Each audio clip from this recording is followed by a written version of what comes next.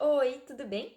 Eu me chamo Marciele Scremin, eu sou terapeuta ocupacional voluntária do Programa de Apoio aos Cuidadores da Terapia Ocupacional, né, o PACTO, e eu vim falar de uma forma bem informal, tá, sobre as mudanças que ocorreram, ou melhor, as orientações que foram dadas aos profissionais que trabalham em instituições de longa permanência para idosos. A Luísa anteriormente falou sobre as mudanças que ocorreram com os idosos e eu vou falar quais foram as orientações dadas aos funcionários, certo? Bom, basicamente são as medidas de biossegurança, que são o uso correto dos EPIs, que são a lavagem das mãos, a questão da higienização. Ou seja, orienta-se que o profissional chegue no seu local de trabalho, lave as mãos e vá colocar o seu EPI, que são os equipamentos de proteção individual, que é o uniforme prestado, né, pela essa instituição. Então, tem que colocar, né, esse uniforme, tem que utilizar a máscara, tem que trocar o calçado. Então, não pode ser o mesmo calçado que você veio da rua, tem que trocar o calçado. O ideal é separar sempre esse EPI para ser utilizado, né?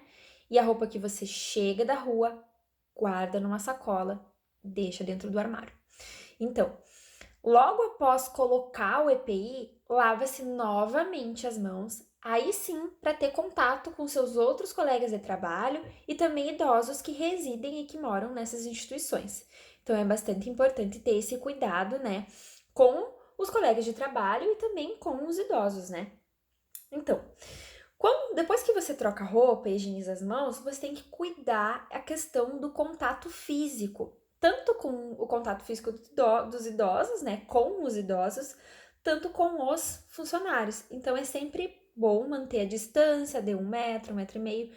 Claro que muitas vezes você precisa auxiliar o seu colega de trabalho, ou auxiliar o idoso, né, nas atividades de vida diária, né, ou seja, o banho, a alimentação, a locomoção.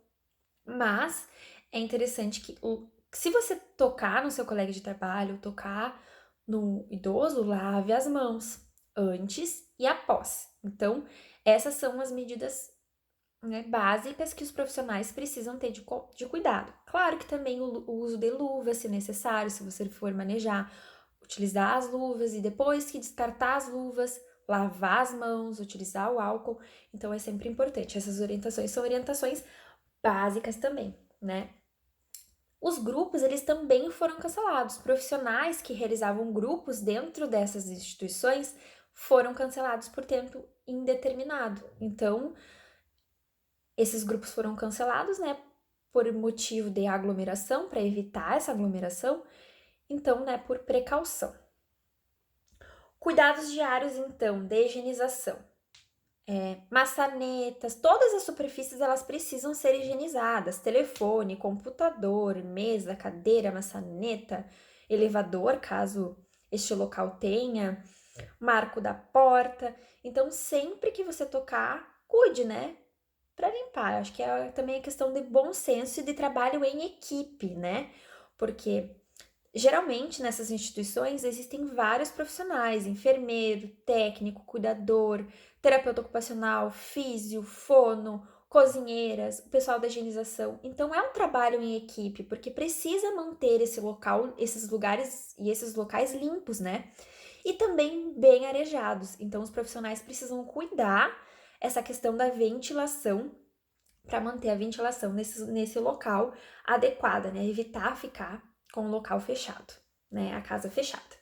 Então, também, a questão da higienização é também dos alimentos, né? Tudo que chega, né? Seja da alimento, da farmácia, né? De medicamento, precisa ser higienizado antes de ser guardado, tá? Então, são medidas que são simples, mas que fazem bastante diferença, né?